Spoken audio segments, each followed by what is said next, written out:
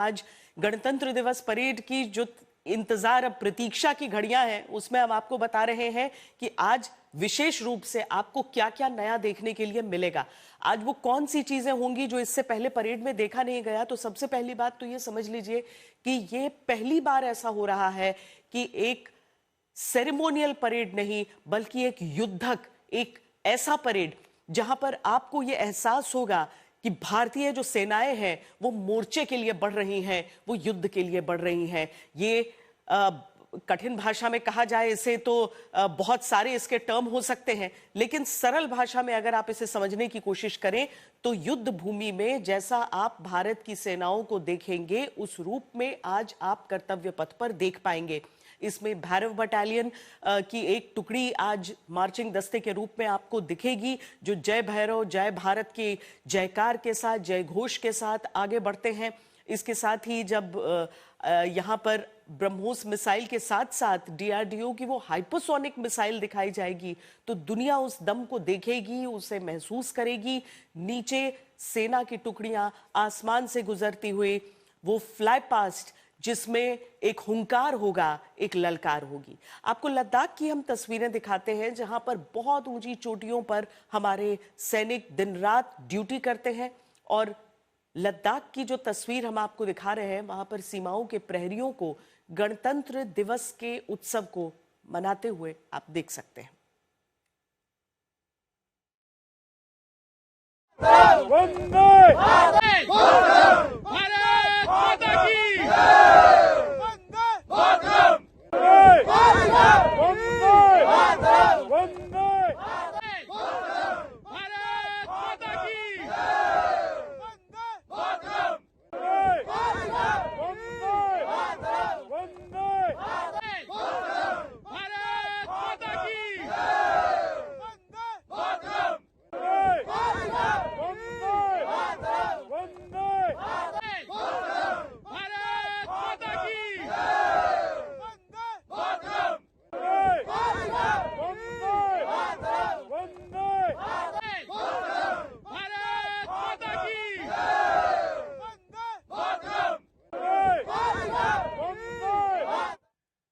हमारे साथ हमारे संवाददाता अशरफ वानी भी अब जुड़ चुके हैं श्रीनगर से। जम्मू से सुनील जी भट्ट हमारे साथ हैं। अशरफ, हम श्रीनगर की भी तस्वीरें आपसे जानना चाहते हैं। तस्वीरें हालांकि साल दर साल वहां पर बदलती आई हैं और अब गणतंत्र दिवस भी एक ऐसा उत्सव होता है जहां पर हम आम लोगों की शिरकत भी देखते हैं। अशरफ से अभी हमारा संपर्क नहीं हो पा रहा है, फोन हम दोबारा उन्हें मिलाते हैं। तब तक सुनील जी भट्ट हमें तस्वीरें जम्मू की दिखाएंगे और वहां आज के कार्यक्रम के बारे में बताइए सुनील। जी बिल्कुल श्वेता, इस समय मैं मौजूद हूं जम्मू के मौलाना आज़ाद स्टेडियम के बाहर, और मौलाना आज़ाद स्टेडियम में ही आज जो जम्मू कश्मीर में गणतंत्र दिवस का जो मुख्य समारोह है वो यहीं पर होगा। और यहां पर जो जम्मू कश्मीर के उपराज्यपाल मनोज सिन्हा हैं वो परेड की सलामी लेंगे और तिरंगा फहराएंगे, और साथ ही में जो जम्मू कश्मीर के मुख्यमंत्री हैं उमर अब्दुल्ला वो इस समारोह के मुख्य अतिथि होंगे। यहाँ पर आप देख सकते हैं कि स्कूली छात्र छात्राएं जो है यहाँ स्टेडियम में पहुंच रही हैं, हाथों में तिरंगा लिए। यही तिरंगा देश की आन बान शान अस्मिता संप्रभुता का प्रतीक है। बड़े ही आप देख सकते हैं कि देशभक्ति की भावना के साथ यहाँ पर स्कूली छात्र छात्राएं आए हैं। खासा उत्साह रहता है स्कूली बच्चों में गणतंत्र दिवस को लेकर, और आप देख सकते हैं कि सुबह सुबह ही यहाँ पर बच्चे पहुंचे हैं और स्टेडियम के अंदर ये प्रवेश कर रहे हैं। तो देशभक्ति की भावना के साथ समूचे जम्मू कश्मीर में जो है गणतंत्र दिवस का पर्व मनाया जा रहा है। लेकिन चूंकि जम्मू कश्मीर जो है सुरक्षा की दृष्टि से हमेशा संवेदनशील रहता है, इसीलिए समूचे जम्मू कश्मीर में जो है सुरक्षा कड़ी कर दी गई है।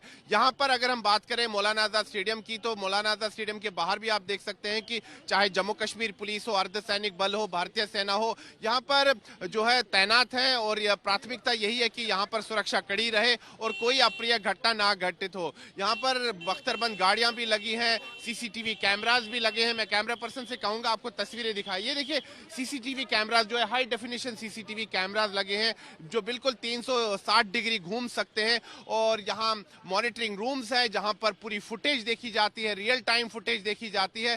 तो टेक्नोलॉजी का भी प्रयोग लिया जा रहा है, सुरक्षा भी कड़ी है। अगर वहीं हम बात करें कश्मीर घाटी की, तो कश्मीर घाटी में भी जो है सुरक्षा कड़ी कर दी गई है। और कश्मीर घाटी में भी जो गणतंत्र दिवस का जो कार्यक्रम होगा, वहां पर जो तिरंगा फहराएंगे वो जम्मू कश्मीर के उप मुख्यमंत्री सुरेंद्र चौधरी, वो वहां पर तिरंगा फहराएंगे और परेड की सलामी लेंगे। इसी प्रकार से जम्मू कश्मीर के सभी जिलों में जो है मुख्य समारोह होंगे, सभी पंचायतों में होंगे। तो देशभक्ति की भावना के साथ यहाँ पर गणतंत्र दिवस जो है बड़ी धूमधाम से मनाया जा रहा है। लेकिन जैसे कि मैंने कहा कि सुरक्षा की दृष्टि से जम्मू कश्मीर हमेशा संवेदनशील रहता है। और कल रात को भी एक और मुठभेड़ यहाँ पर हुई है जम्मू संभाग के किश्तवाड़ जिले के दूर दराज इलाके में, पहाड़ी क्षेत्र में, वहां पर एक बार फिर मुठभेड़ हुई है। सुरक्षा बलों ने एक बार फिर जो है संपर्क स्थापित किया आतंकवादियों के साथ, वहां पर फायरिंग हुई है।